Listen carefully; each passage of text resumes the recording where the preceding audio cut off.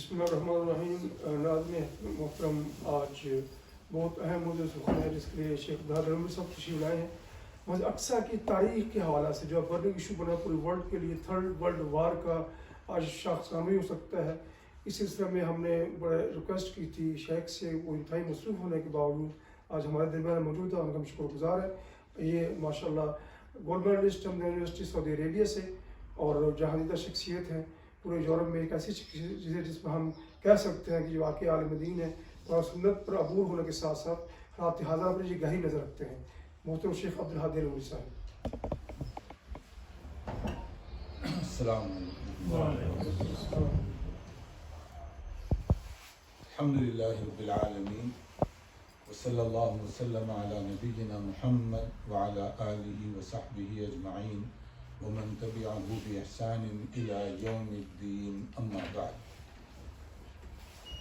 محترم بھائیو، ماشاءاللہ یہ گیدرنگ بہت ہی اہم گیدرنگ ہے کہ عنوان بھی اہم ہے، آپ حضرات بھی بہت اہم ہیں کہ اس وقت جو صورتحال ہے مشرق وسطیٰ کی اور خاص طور پر فلسطین کی، اس کے حوالے سے چند گزارشات. یہ بہت ہی ضروری عنوان بھی ہے اور لوگ اس بارے میں اپنی اپنی رائے جو قائم کرتے ہیں اس پس منظر میں بھی اس کو سمجھنا بہت ضروری ہے. سب سے پہلی اور جو بنیادی بات ہے، کیونکہ وہاں بہت زیادہ اس وقت خون بہہ رہا ہے انسانوں کا، انسانیت کا خون جو ہے، چاہے وہ کوئی بھی مذہب کا ماننے والا ہو، ہمارے نقطۂ نظر سے اسلامی اعتبار سے وہ درست نہیں ہے. کسی کا بھی خون بہے، کسی کو بھی ناحق قتل کیا جائے، کیونکہ قرآن کا ایک اصول ہے سورہ مائدہ کا جو آیت 32 بہت ہی اہم ہے اس مسئلے میں. من اجل ذالک کتبنا علی بنی اسرائیل انہ من قتل نفسا بغیر نفس او فساد فی الارض فکأنما قتل الناس جمیعا ومن احیاها فکأنما احیا الناس جمیعا. یہ قانون ہے قرآن مجید کا کہ کوئی ایک انسان کو قتل کرے تو وہ گویا سارے انسانوں کے قتل کے برابر ہے، اور ایک آدمی کی زندگی بچانے کا کوئی سبب بنتا ہے تو گویا اس نے ساری انسانیت کو بچایا. تو اب اس آیت میں جو یہ لفظ ہے کہ ایک آدمی کا قتل ایکول ہے تمام انسانوں کے قتل کے، یہ کتنا سیریس ایشو ہے قرآن مجید کی تعلیمات کے مطابق. اور اگر کوئی ایک انسان کو بچانے کا سبب بنتا ہے تو گویا کہ اس نے سارے انسانوں کو بچا لیا. تو یہ ایک اصول ہمارے ذہن میں ہونا چاہیے. اس لحاظ سے جو قرآن پر ایمان رکھتا ہو کبھی کسی بھی شخص کا خون ناحق نہیں بہا سکتا، کیونکہ اس کا وہ اتنی سیریس اور سنجیدہ نوعیت کی بات ہے. چاہے کوئی بھی ہو، قاتل کوئی بھی ہو، کسی کا بھی قتل کیا جائے، اگر غلط قتل ہو رہا ہے تو وہ غلط ہے. لیکن اگر کسی کے ساتھ ہمارا ایک دینی تعلق ہے، عقیدے کا اور ایمان کا تعلق ہے، تو اس کی تکلیف میں اور زیادہ اضافہ ہو جاتا ہے. کیوں اضافہ ہوتا ہے؟ یہ جذباتی بات نہیں ہے، حدیث کی ایک بات. رسول اکرم صلی اللہ علیہ وسلم نے فرمایا مثل المؤمنین فی توادہم و تراحمہم و تعاطفہم مثل الجسد الواحد. مسلمانوں کی مثال آپس میں کس طرح کی ہونی چاہیے، اس حدیث میں اس کی بہت زیادہ وضاحت ہے. صحیح مسلم کی جو حدیث ہے اس میں کہا گیا ایک جسم کے مختلف اعضاء، آرگنز ایک باڈی کے، تو ان کی حیثیت ہے مسلمانوں کی، چاہے ان کی زبان کوئی بھی ہو، جغرافیائی پس منظر کوئی بھی ہو، لیکن آپس میں ایمان کی بنیاد پر ان کا تعلق ایک جسم کے دیگر جو اعضاء ہیں ان کی طرح سے ہونا چاہیے. پھر نبی صلی اللہ علیہ وسلم نے خود اس کی وضاحت بھی فرمائی، اذا اشتکا منہ عضو تداعی لہ سائر الجسد بالسہر والحمى. اگر جسم کے ایک حصے کو تکلیف پہنچے سارا بدن اس کی وجہ سے جھلسنے لگتا ہے. پاؤں میں کانٹا چبھ جائے آنکھ سے آنسو گریں گے، حالانکہ کانٹا آنکھ میں نہیں لگا، مگر پاؤں کا آنکھ سے جو تعلق ہے تو فوری طور پر آنکھوں سے آنسو نکل پڑیں گے. اور اسی طرح سے اگر کہیں بھی کوئی چوٹ آ گئی تو پورا جسم اس کی وجہ سے تکلیف محسوس کرے گا.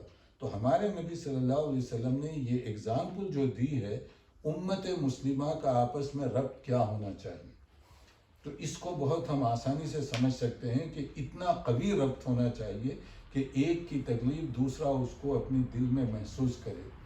تو اس اعتبار سے اگر ہزاروں لوگوں کا، سینکڑوں بھی نہیں، ہزاروں کی تعداد میں لوگ اس میں، عورتیں ہیں، اس میں بچے ہیں اور اس میں بوڑھے لوگ ہیں، ان کو قتل کر دیا جائے تو اس کی تکلیف کا احساس تو غیر مسلم کو بھی ہونا چاہیے۔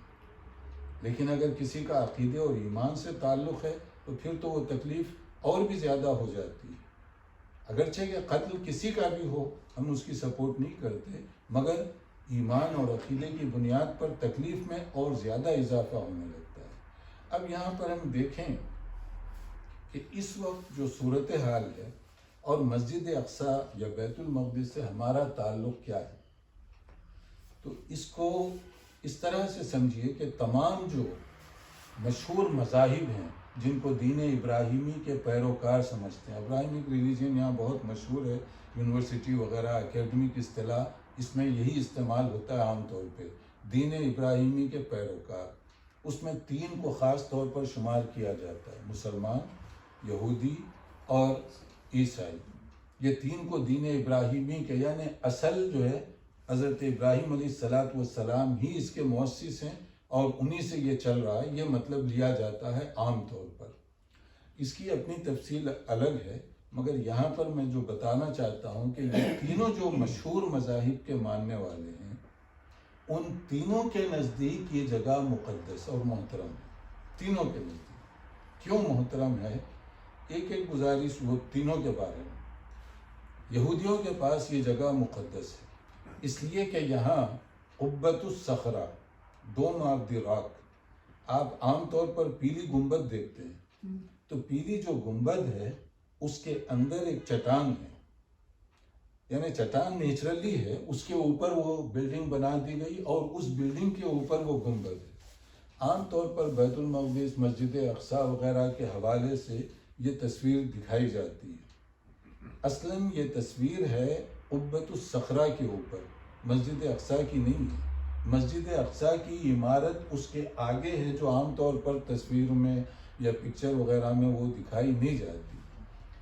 اس کا کوئی ڈیلیبریٹ مقصد ہے یا جو بھی مقصد ہے وہ ایک الگ داستان ہے، لیکن مسجد اقصیٰ کے طور پر اصل مسجد کو بہت کم لوگوں نے دیکھا ہوگا، دکھایا اسی کو جاتا ہے۔ اور اس کے اندر جو ہے وہ قبۃ الصخرہ جو ہے، اس کا نام ہی وہ ہے، صخرہ کہتے ہیں چٹان کو، راک، تو وہ چٹان کے اوپر یہ بنی ہوئی ہے، تو اس اعتبار سے وہ ایک سمبل بن گیا۔ اب یہ چٹان کیا ہے؟ یہ چٹان یہودی عقیدے کے مطابق اصل قربان گاہ یہ ہے، قبلہ یہ ہے، ان کا اپنا قبلہ یہ ہے۔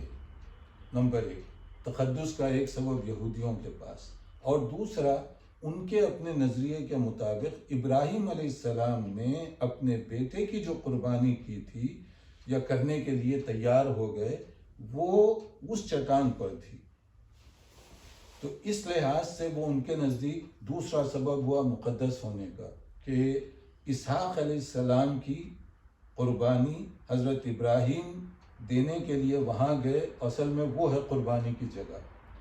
اس کے ساتھ سمجھ لیجئے کہ ایک صحن ہے بڑا سا، وہ صحن کے تھوڑے سے کنارے ایک دیوار ہے جس کو کہتے ہیں دیوار گریا۔ دیوار گریا کا مطلب یہ ہے کہ یہودی نظریے کے مطابق وہ وہاں جا کر ایک مخصوص قسم کی عبادت کرتے ہیں اپنے گناہوں سے دھلانے کے لیے، صفائی کے لیے، تو وہاں ایک خاص انداز کی عبادت ہوتی ہے جس میں زیادہ تر گریا وزاری ہوتی ہے، رونا۔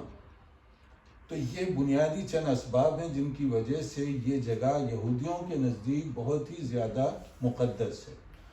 اس کے اوپر جو ہے ایک اور سبب ہے، وہ ہے ہیکل سلیمانی جس کو وہ کہتے ہیں۔ حضرت سلیمان علیہ السلام ان کے زمانے میں جو عبادت گاہ کی تعمیر انہوں نے کروائی تھی، اور پھر حضرت سلیمان علیہ السلام، پھر حضرت داؤد علیہ السلام، باپ اور بیٹے ہیں یہ دونوں، تو حضرت داؤد علیہ السلام کی نسبت یہودی سارے اپنی طرف کرنے کی کوشش کرتے ہیں، اسی لیے ڈیوڈ اسٹار وغیرہ وغیرہ جو مختلف چیزیں ہیں حضرت داؤد کی طرف سے، اس لیے کہ وہ ایک بادشاہ بھی تھے، نبی بھی تھے.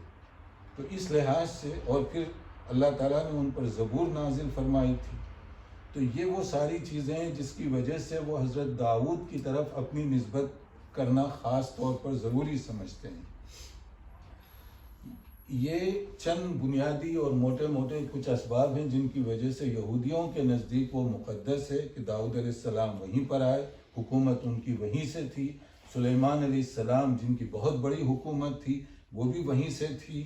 اور پھر اس کے تھوڑا سا آگے حضرت یعقوب علیہ السلام، اور وہ جب تشریف لائے، اصل میں اسرائیل جو عام طور پہ کہا جاتا ہے، یہ اصل میں ٹائٹل ہے یا لقب ہے خود یعقوب علیہ السلام کا. تو یعقوب علیہ السلام حضرت ابراہیم کے پوتے ہیں.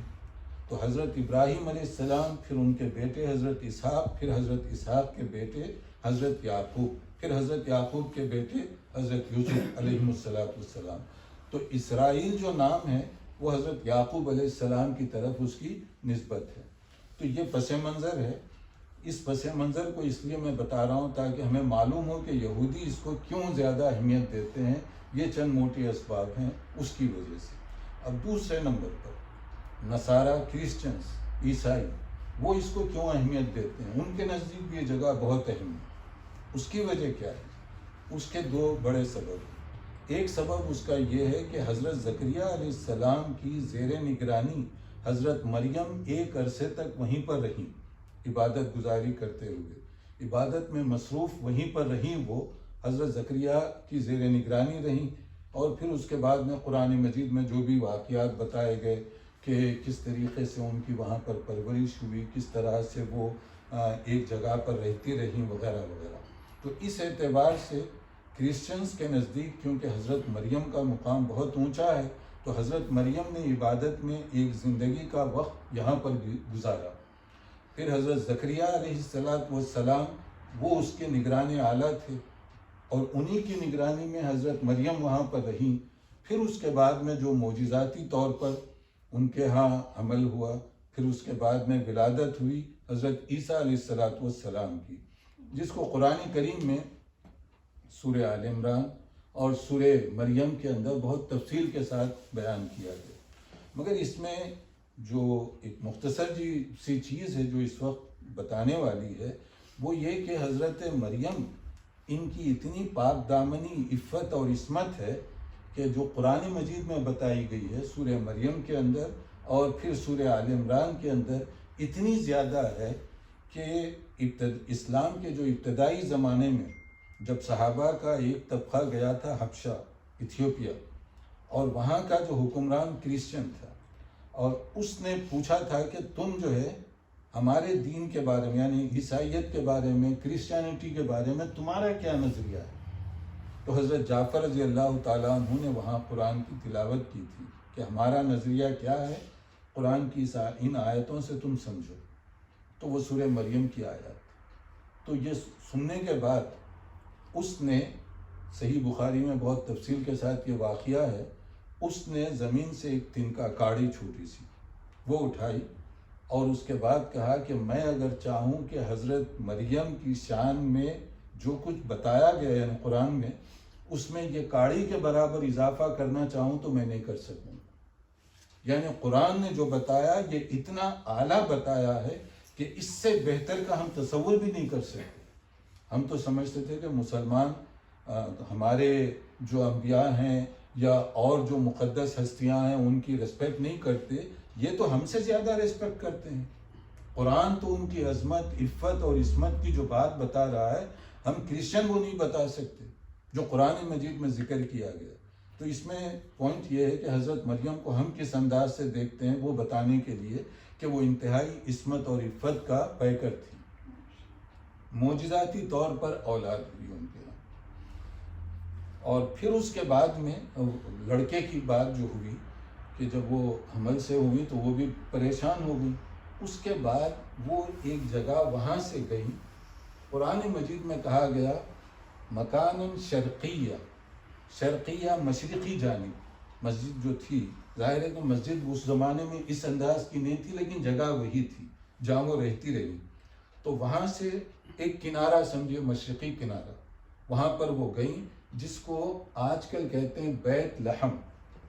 آپ ٹی وی نیوز وغیرہ میں بیت لاہیا، بیت حنون، بیت لحم وغیرہ سنتے رہتے ہیں. یہ مختلف سمجھ لیجئے کہ علاقے کے نام ہیں، مختلف علاقے ہیں. تو بیت لحم جو ہے یہ وہ علاقہ ہے جہاں حضرت مریم علیہ السلام وہ تشریف لے گئی. وہ اس زمانے میں بہت ممکن ہے کہ جنگل وغیرہ کی طرح کا علاقہ تھا ہوگا. اپنے آپ کو، کیونکہ ایک بہت بڑی ذمہ داری ہے، لوگوں کو میں کیسے فیس کروں، کیسے لوگوں کو کنونس کروں، کیا ہوا میرے ساتھ، میں تو پاک دامن ہوں لیکن یہ بات کیسے ہو گئی. اب یہ جو چیزیں آدمی کے ذہن و دماغ میں آتی ہیں، اس کے لیے وہ تھوڑا سا گوشہ نشیں ہو گئی تھی. تو وہاں پر حضرت زکریا حضرت عیسیٰ علیہ السلام کی ولادت ہوئی بیت لحم میں. تو بیت لحم کا جو علاقہ ہے، اگرچہ کہ اس وقت کرسچن پوائنٹ کر کے بتاتے ہیں کہ یہ وہ جگہ ہے یا یہ وہ کمرہ ہے جہاں حضرت عیسیٰ کی پیدائش ہوئی، لیکن ہم کہتے ہیں کہ یہ اس طرح پوائنٹ کر کے بتانا یہ غلط بات ہوگی. قرآن صرف اتنا کہہ رہا ہے کہ یہ بیت المقدس جو ہے اس کے مشرقی حصے میں یہ واقعہ پیش آیا.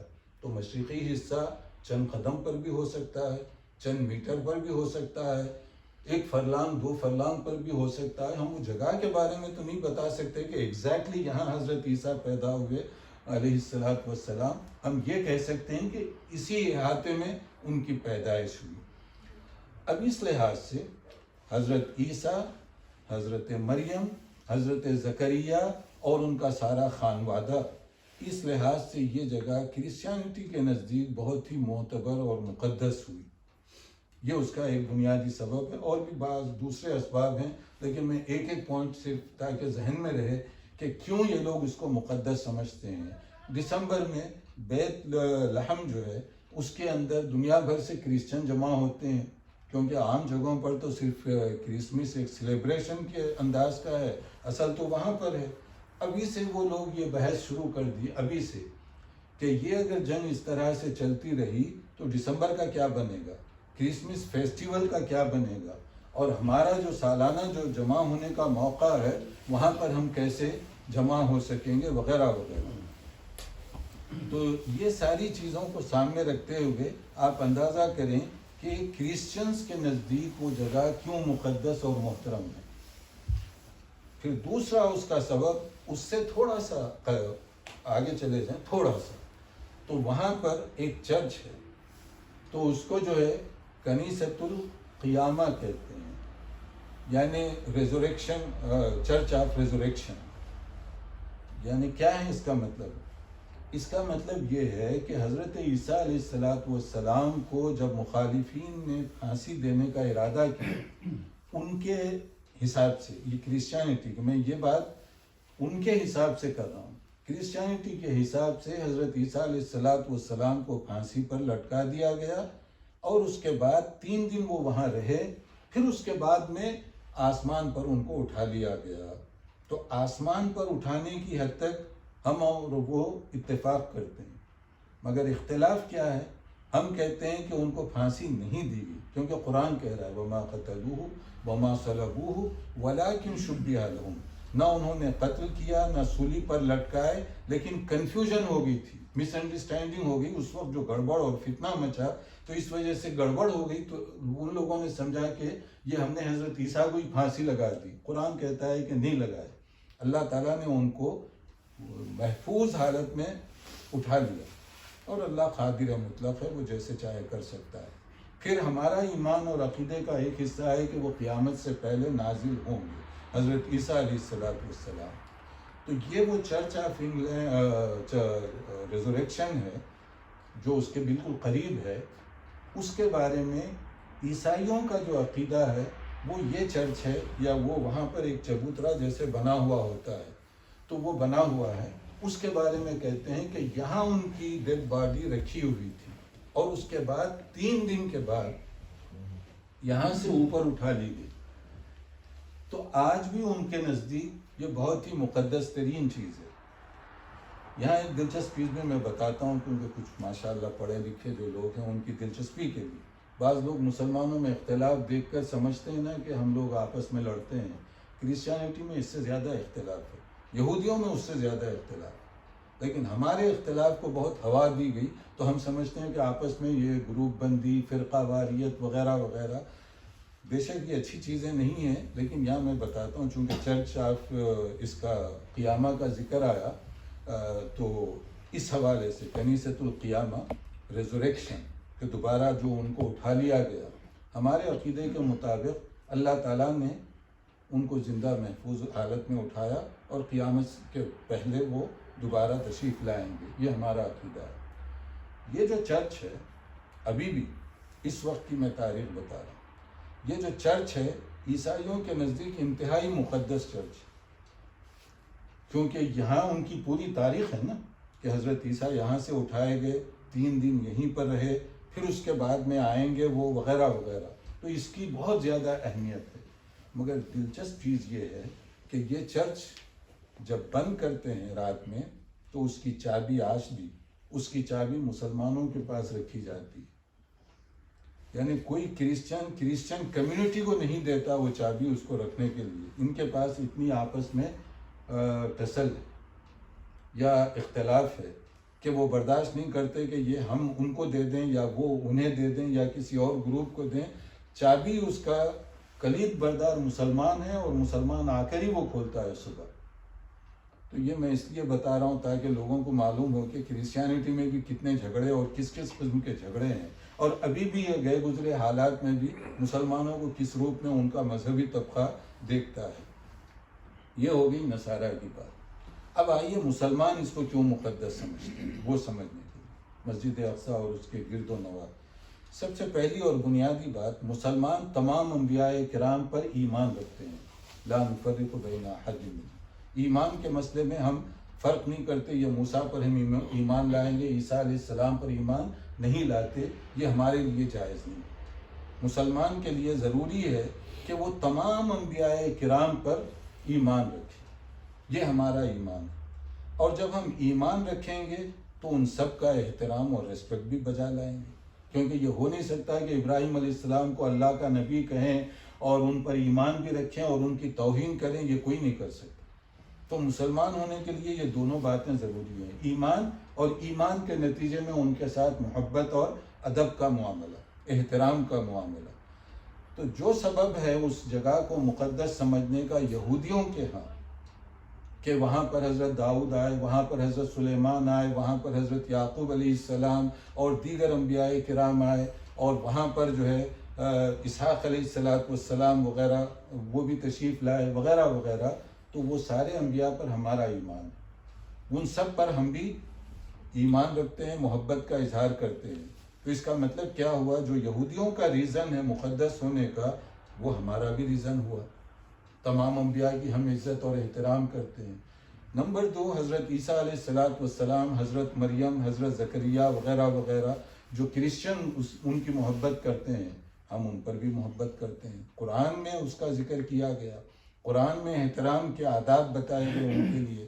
تو اس نظریے کے مطابق عیسیٰ علیہ السلام یا حضرت مریم کا جو ذکر کیا گیا، ہم ان سب کا احترام کرتے ہیں، تو وہ جگہ ہمارے لیے بھی اس سبب سے بہت اہمیت رکھتی ہے۔ تو کرسچینٹی کے پاس جو جگہ کے لیے اہم سبب ہے، ہمارے پاس بھی وہ سبب ہے، plus in addition to this, ان ساری چیزوں کے علاوہ اور مزید ہمارے پاس کچھ اور بنیادیں ہیں جو ان سب سے زیادہ ہمیں ممتاز کرتی ہیں، کہ ہماری محبت کرسچن اور یہودیوں کے مقابلے میں بہت زیادہ ہے، اور ہمارا اس خطے سے تعلق ان سے کہیں زیادہ ہے، کیونکہ یہ جو اسباب ہیں وہ ہمارے بھی ہیں، یہودیوں کے بھی ہیں، وہ ہمارے بھی ہیں، عیسائیوں کے بھی ہیں، لیکن ہمارے مزید کچھ اسباب ایسے ہیں جو ان کے پاس نہیں۔ کیا ہیں؟ ایک چیز تو دیکھیے کہ اس جگہ کے بارے میں رسول اکرم صلی اللہ علیہ وسلم نے جو ارشاد فرمایا، صحیح بخاری اور صحیح مسلم کی حدیث ہے، جو موسٹ اتھینٹک حدیث سمجھی جاتی ہے۔ تو اس کے بارے میں نبی صلی اللہ علیہ وسلم نے فرمایا، لا تشد الرحال الا الى 3 مساجد، دنیا میں صرف 3 ایسی مساجد ہیں جہاں ایکسٹرا ثواب کے لیے آدمی سفر کر کے جا سکتا ہے، جانا چاہیے، اور باقی کوئی مسجد ایسی نہیں ہے کہ مثلا برمنگھم میں کسی مسجد میں ٹھہر کر نماز پڑھوں گا تو اس کا ثواب کم ہے، اسلام آباد کی مسجد میں زیادہ ہے، ایسا نہیں ہے۔ دنیا کی تمام مساجد میں نماز پڑھوں گا تو مجھے ایکول ثواب ملے گا، صرف فرق کرنے والی مساجد ہے تو وہ 3 ہیں، اور وہ کون سی ہیں؟ جو نبی صلی اللہ علیہ وسلم نے فرمائی. آپ نے فرمایا المسجد الحرام، مکہ مکرمہ. ظاہر ہے کہ اس کی ایک نماز تو 1,00,000 نمازوں کے برابر اس کا ثواب ہے، تو اسپیشل ثواب ہے، تو وہاں خاص طور پر جانے کا ہمیں حکم دیا گیا. اسی طرح دوسرے نمبر پر مسجد نبوی مدینہ منورہ، وہاں خصوصیت کے ساتھ جانے کا ہمیں حکم دیا گیا. پھر تیسرے نمبر پر ہے مسجد اقصی، المسجد الحرام و مسجد ہذا و مسجد الاقصی، کہ یہ تیسری جو مسجد اقصی ہے، یہاں اسپیشلی سفر کر کے آدمی کو جانے کی بات کہی گئی، ترغیب دلائی گئی اور اس کا ثواب رکھا گیا وغیرہ وغیرہ. تو یہ ہمارے نزدیک ایک مزید اس سے محبت کی ایک بات ہوئی کہ مسلمان چاہتا ہے کہ وہاں جا کر نماز ادا کرے، چاہتا ہے کہ وہاں پر جائے، کیونکہ نبی صلی اللہ علیہ وسلم کا اس سلسلے میں خصوصی طور پر یہ فرمان ہے. ایک دوسرا سبب اس کا یہ ہے جو مسجد کی اہمیت ہمارے نزدیک ہے مزید، وہ یہ ہے کہ یہ معراج کے سفر کے ساتھ اس کا بڑا گہرا تعلق ہے. تو اسلامی تاریخ کا، بلکہ ہیومن ہسٹری کا، انسانی تاریخ کا ایک منفرد واقعہ ہے، یونیک واقعہ، جو معراج کا سفر ہے، جو رسول اکرم صلی اللہ علیہ وسلم کو معراج کا سفر ہوا. تو معراج کے سفر میں آپ کے لیے پہلا اسٹاپ جو تھا وہ مسجد اقصی بیت المقدس یہیں پر تھا. مسجد حرام سے آپ تشریف لائے، آپ کو جو بھی انتظامات کے تحت لے جایا گیا، کہاں پر؟ بیت المقدس. اب اس کا ذکر قرآن میں سورہ، آپ دیکھیے بنی اسرائیل کی جو پہلی آیت ہے، جس کا نام ہی دوسرا نام ہے سورہ اسراء. سبحان الذی اسریٰ بعبدہ لیلا من المسجد الحرام الی المسجد الاقصی الذی بارکنا حولہ لنریہ من آیاتنا انہ هو السمیع البصیر. مسجد حرام سے اللہ تعالیٰ نے اپنے غیبی انتظامات سے اپنے بندے کو رات کے ایک حصے میں مسجد حرام سے آپ کو لے جایا گیا، مسجد اقصی، پھر وہاں پر جو بھی واقعات پیش آئے، اور پھر اس کے بعد میں آسمانی سفر وہاں سے شروع ہوا. تو اس لحاظ سے مسجد اقصی کے ساتھ معراج کا بہت قریبی تعلق ہے، سیرت کا قریبی تعلق ہے. تو سیرت اور اسلامی تاریخ کا اس بات کو حذف کر دیا جائے تو ایک بہت بڑا حصہ حذف ہو جائے گا.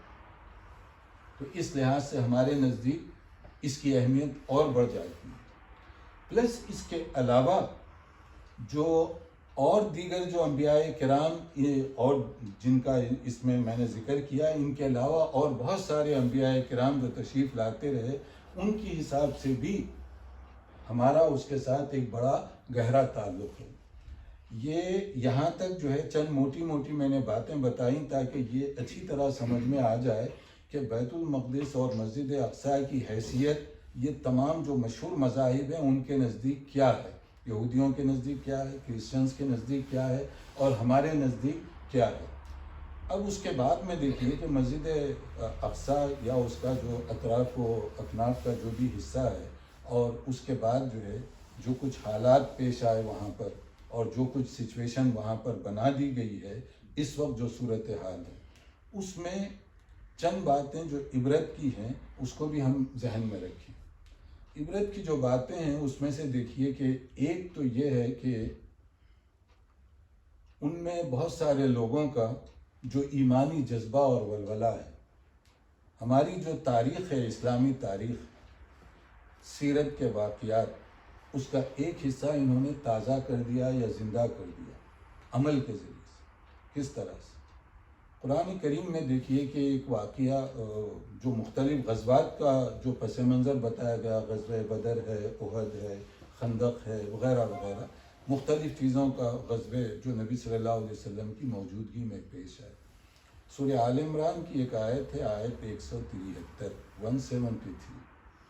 اس کے اندر ایک خاص واقعے کا ذکر کیا ہے. الذین قال لهم الناس ان الناس قد جمعوا لكم فاخشوهم فزادهم ایمانا وقالوا حسبنا اللہ ونعم الوکیل.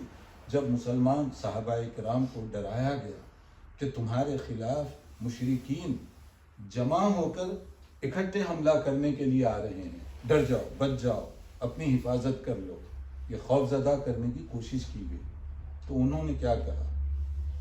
ان کا ایمان اور بڑھ گیا اور انہوں نے کہا حسبنا اللہ و نعم الوکیل، اللہ جو ہمارے لیے کافی ہے اور اللہ پر ہمارا اعتماد اور بھروسہ ہے، وہ ہمیں ضائع نہیں کرے گا۔ یہ صحابہ کرام کا ایمان تھا جو اس اہم آیت میں پیش کیا گیا، حسبنا اللہ و نعم الوکیل۔ یہ جو جملہ ہے انسان کے توکل علی اللہ، اللہ پر اس کا اعتماد، یقین، اس کی طرف یہ دلالت کرتا ہے۔ اور یہی وہ ہے جو حضرت ابراہیم علیہ السلام کو جب آگ میں ڈالا جا رہا تھا، جو پس منظر ہے کہ کیوں آگ میں ڈالا گیا، لیکن جب آگ میں ڈالا جا رہا تھا تو انہوں نے کہا تھا یہی حسبنا اللہ و نعم الوکیل، میں یہ سب کچھ اللہ کے دین کے لیے کر رہا ہوں، کیونکہ ذات کے لیے تو کوئی مسئلہ نہیں تھا، اللہ کے دین کے لیے کر رہا ہوں تو اللہ کافی ہے میری مدد کرنے کے لیے، وہی میرا سہارا۔ تو اللہ نے کیسے سہارا فراہم کیا جو آدمی سوچ بھی نہیں سکتا، غیر متوقع، کیونکہ اللہ جو قادر مطلق ہے۔ کیسے راستہ بنا دیا گیا، آگ جو ان کے لیے بھڑکائی گئی تھی شعلے برس رہی تھی، لیکن بظاہر تو اس کو جلا کر ختم کر دینا چاہیے، مگر قلنا یا نارو کونی بردم و سلامن علی ابراہیم۔ اللہ تعالیٰ دیکھیے کیسے مسبب الاسباب، کیسے سبب بنا دیا گیا، آگ سے جلانے کی طاقت ختم کر دی گئی، سلب کر دی۔ حضرت ابراہیم علیہ السلام بالکل جیسے کوئی چمن میں ٹہلتا ہے اس طرح سے واپس آ گئے، اللہ نے کیسے بچا لیا، حسبنا اللہ و نعم الوکیل۔ اور یہی انبیاء کرام کا طریقہ رہا ہے، مختلف انبیاء کا، حسبنا اللہ و نعم الوکیل۔ اور اللہ تعالیٰ نے کیسے ان کے لیے انتظامات کیے، جو قرآن کریم میں مختلف جگہوں پر یہ واقعات مختلف انداز سے پیش کیے گئے۔ یہاں پر دیکھیے کہ بظاہر یہ چیزیں کہنے سننے میں تو ہمیں آسان لگتی تھی، کیونکہ قدیم زمانے میں صحابہ کرام، تابعین، اس زمانے کے واقعات ہم سیرت اور اسلامی تاریخ کی کتابوں میں پڑھتے تو واقعی ایمان تو تازہ ہوتا، لیکن وہ ایک بہت پرانی باتیں تھی۔ مگر ابھی بھی کچھ واقعات اس طرح کے کسی نہ کسی شکل میں سامنے آ رہے ہیں۔ کیسے سامنے آ رہے ہیں؟ ایک عورت، اس کے سامنے اس کے باپ کی لاش ہے یا اس کے شوہر کی لاش ہے، اور اس کا بیٹا اس کی گود میں ہے جس کے جسم سے خون رس رہا ہے، اور وہ اپنے بیٹے کو اپنے گود میں لے کر اپنے شوہر کی لاش کے سامنے ٹھہر کر کہہ رہی حسبنا اللہ و نعم الوکیل۔ یہ کوئی مذاق بھی لگی نہیں ہے، اتنے نازک موقع پر یہ کلمات زبان سے نکلنا کوئی مذاق کی بات نہیں، یہ کوئی بناوٹ کی بات نہیں ہے۔ کہ ہم خود سوچ لیں کہ اگر ہمارے قریبی بچہ، پوتا، نواسا، بیٹا، کوئی بھی ہو، اگر وہ بیمار بھی ہو جائے تو شاید اس کو تکلیف کم ہوتی ہے، لیکن اس کے جو بڑے ہیں ان کو تکلیف زیادہ ان کے دل میں ہوتی ہے، چونکہ محبت کا جو تعلق ہے۔ اور ماں اپنے بیٹے کو، لاش بیٹے کی خون ٹپک رہا ہے اس سے، اسے ہاتھ میں لے کر کہہ رہی ہے حسبنا اللہ و نعم الوکیل۔ تو یہ ایمان کی ایک آپ دیکھ لیں تازہ رمق، کس طرح سے انہوں نے اس کو بیدار کیا۔ اور ایسے ہی کسی کو بتایا گیا 4 لاشیں اس کی رکھی ہوئی ہیں، تمہاری فیملی ساری چلی گئی، کہتا ہے حسبی اللہ لا الہ الا هو علیہ توکلت وهو رب العرش العظیم، جو سورہ توبہ کی آخری آیت، کہ میرا ایمان اللہ پر ہے، میرا توکل اللہ تعالیٰ پر ہے، وہی بڑا سہارا ہے، اگر وہ راضی ہے تو یہ میرے لیے آسان سودا ہے، آسان سودا ہے۔ یعنی 4 لاشیں سامنے رکھی ہوئی ہیں، اور کچھ تو ایسی ہیں جن کے پورے بدن کے حصہ بھی موجود نہیں ہے، یعنی کٹی پٹی جو لاشیں ہیں تو پورا بدن کا حصہ بھی موجود نہیں ہے، اس کے باوجود وہ کہہ رہا ہے حسبنا اللہ و نعم الوکیل، نعم المولا و نعم النصیر۔ کوئی کہہ رہا ہے انا للہ و انا الیہ راجعون، کوئی کہہ رہا ہے الحمدللہ۔ اس موقع پر الحمدللہ، اس موقع پر الحمدللہ کس طرح جیسے صحابہ کرام کا انداز تھا یا تابعین کا انداز تھا کہ اگر مصیبت ایک چھوٹے سے حصے پر آئی ہے تو باقی تو محفوظ ہیں نا، یعنی خاندان کے باقی لوگ تو محفوظ ہیں، تو شکر اللہ کا کہ ایک چھوٹی سی مصیبت آئی، ورنہ سب بھی ختم ہو سکتے تھے۔ جیسے صحابہ کرام کا انداز تھا یا تابعین کا انداز تھا، اس کی ایک جھلک آپ دیکھ سکتے ہیں۔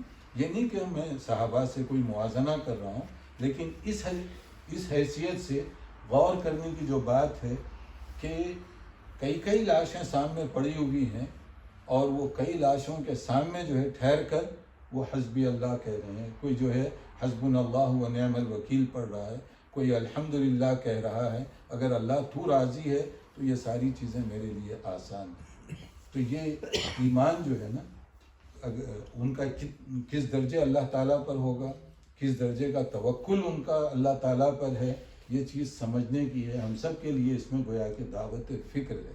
اس پوائنٹ پر بھی ہمیں غور کرنا چاہیے کہ کبھی بھی ہمارے ہاں کسی کی وفات کی خبر ملتی ہے تو ہمارا ایکشن کیا ہوتا ہے, ری ایکشن کیا ہوتا ہے, اس پر رد عمل کی کیا کیفیت ہوتی ہے. اور یہاں پر دیکھیے کہ ان کے زبان سے کس قسم کے الفاظ نکل رہے ہیں. باقی یہاں پر جو عام جو ہمارے بھائی بہنیں ہیں وہ کیا کر سکتے ہیں؟ دو کام تو ہم سب کر سکتے ہیں, اور وہ ایک ہے دعا.